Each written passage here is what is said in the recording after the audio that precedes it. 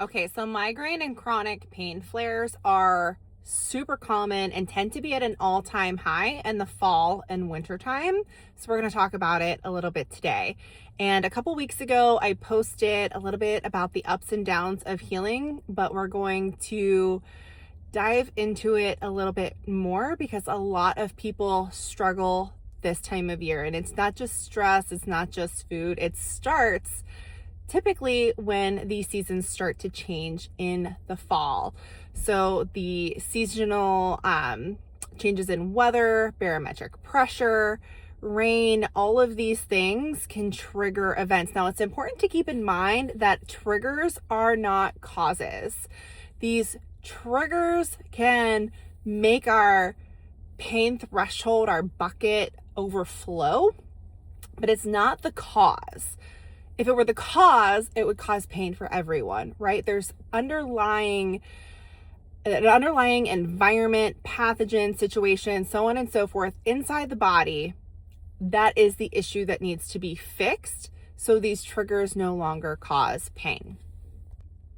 But a couple weeks ago, I made this post because I was beginning to have a massive migraine flare. Like, I'm talking question your entire life and what you're doing and all of this. And it was super, super frustrating. It's really disappointing, especially when you're doing so well for so long. For those of you that don't know, I've been diagnosed with chronic migraine, hypermobile Ehlers-Danlos syndrome, thoracic outlet syndrome, POTS, mast cell, and in the past, I've had chronic IBS and perioral and periocular dermatitis. And when you have these flares, it can be really difficult to see how far you've come. You can tend to only focus on the pain that you're in right now. But over the past few years, I've completely reversed my chronic IBS that I've had for over 20 years. I've completely reversed my perioral, periocular dermatitis. The sun is shining bright, y'all. Completely gone.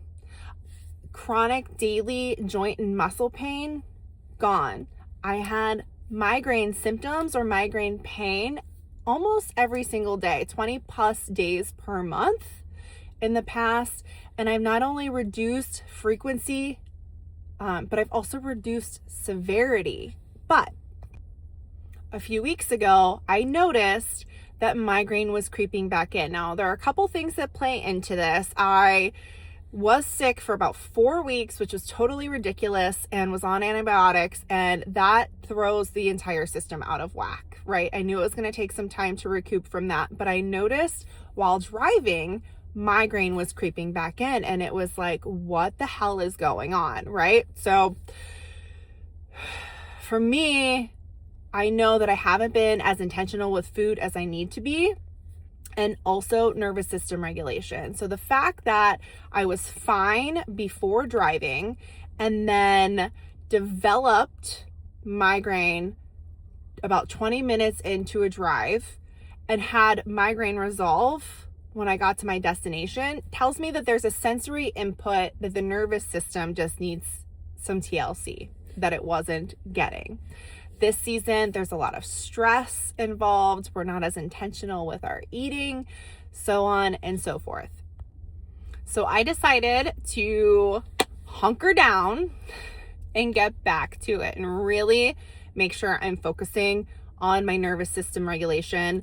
I'm redesigning how I'm running my business to lower stress levels. And I know that not everybody has the opportunity to do that, but it is super important to make sure that we do at least what we can. But as far as nutrition goes, I decided to jump back into a liver cleanse, which earlier this year, since last winter, I had some flares. I wanted to do a liver cleanse every single month. I was able to make it to 6. I did 4, and then I'm doing 2 in December, which wasn't 12, but 6 is better than 0. Really just to give my body and my liver the support that it needs, because there's so much being pointed at these days, like chronic pain and inflammation, blood sugar regulation, hormones. All of these things can be out of whack when your liver is not getting the support that it needs. And it has a couple thousand functions. It's not just a detox organ, which is what we typically think of it as.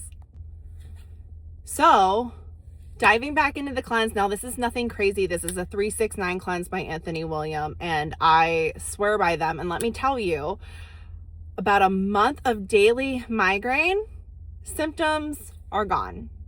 My energy is up. My mood is up. My husband's talking about it. I did have migraine the first few days. I am on day 13 of 15. They're 9-day cleanses, and I'm repeating days 7, 8, and 9. There's nothing super restrictive about it. Like it's not like I'm, starving or juice fasting or water fasting or anything like that. I actually haven't lost any weight because I can eat as much food as I want.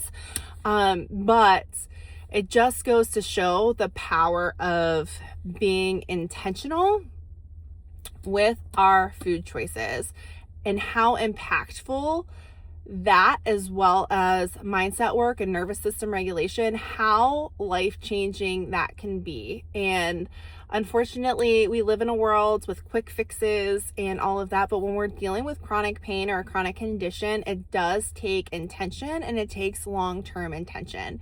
These things take a lot of time to heal. There are some people that see results quicker than others. Things like IBS, my skin condition was gone in weeks. I struggled with dermatitis from 2016 to 2023, and it was gone in weeks. It has not flared up since. Gone. IBS that I dealt with for over 20 years. I'm talking used to only use the bathroom twice or once every 2 weeks. Saw gastroenterologist after gastroenterologist. Everyone's just said low FODMAP diet, super bloated every single day, uncomfortable, gassy, super sexy. I know. Gone. Now, I will have a flare like every couple months, and it's usually if I'm eating on the go and I'm stressed. But that's a little bit different than reacting to foods, right? So I know that if I put myself in that situation, I might have an IBS flare. But for the most part, I consider that pretty much completely gone. Those things cleared up pretty quickly. Neurological symptoms can take a long time. There's a lot to them. Now, that's not to deter you from going on the journey to heal. It's just setting a realistic expectation. There are people out there that don't experience chronic pain, don't experience migraine or hypermobility or anything that goes along with that, or mast cell activation. And they've got hacks and tips and tricks, and some of those things can be helpful, but they're not people that have really been sick. They don't really get it. So when someone that's dealing with a chronic condition comes around, they want something that helps, but they're not getting realistic information. The fact of the matter is, it's not rocket science. It is super simple. It is nervous system regulation.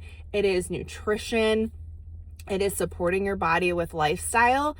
And those are the vitality pillars for a reason.